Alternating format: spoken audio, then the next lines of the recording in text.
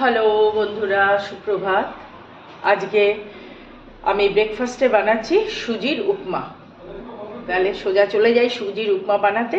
এবং সুজির উপমা বানাতে কি কি জিনিস লাগে সেগুলো আমি তোমার সঙ্গে প্রথমে শেয়ার করি, তারপরে আমি দেখাচ্ছি কিভাবে বানাচ্ছি।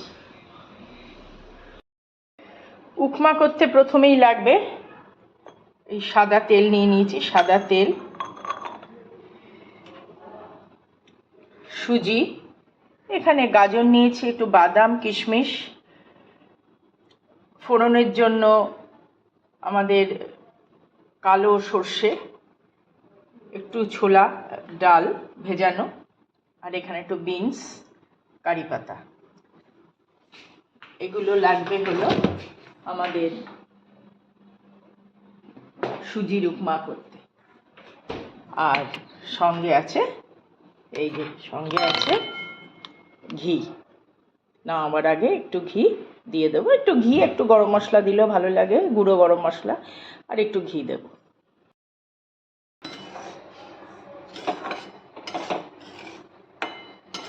প্রথমে সুজিটাকে আমি এই শুকনো খোলায় একটু ভেজে নিলাম, শুকনো কড়াইতে।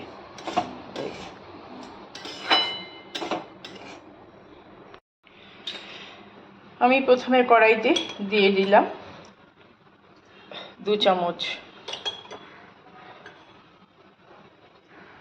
সাদা তেল,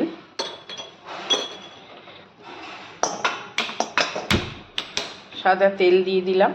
সাদা তেল দিয়ে দিলাম এখানে কালো সর্ষে। কালো সর্ষে দিয়ে, কালো সর্ষেটা যে একটু ভেজে উঠবে দিয়ে দিলাম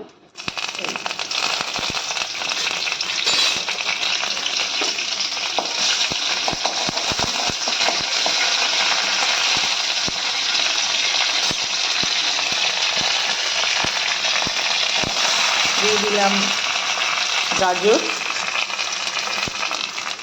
বিনস,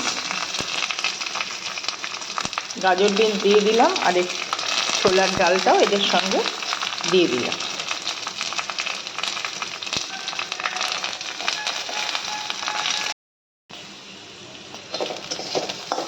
খুব ভাজা হয়ে এসছে, তখন আমি দিয়ে দেব এই ভাজা বাদাম। বাদামটা যেহেতু আগের থেকে ভাজা ছিল, তাই আমি ভাজা বাদামটা আর আলাদা করে ভাজিনি। ভাজা বাদাম আর কিশমিশ আমি দিয়ে দিলাম। এবার ভাজবো। যে ভাজা হয়ে এসছে, এখন দিয়ে দেবো সুজি।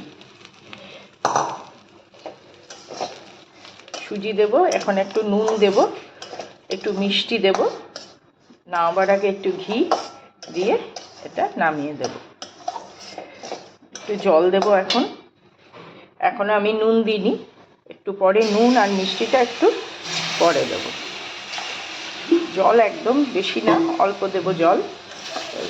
জাস্ট সুজিটা আর এগুলো একটু সেদ্ধ হওয়ার পরে এটা আমি নামিয়ে দেব। এবার একটু ঘি দিয়ে দিলাম।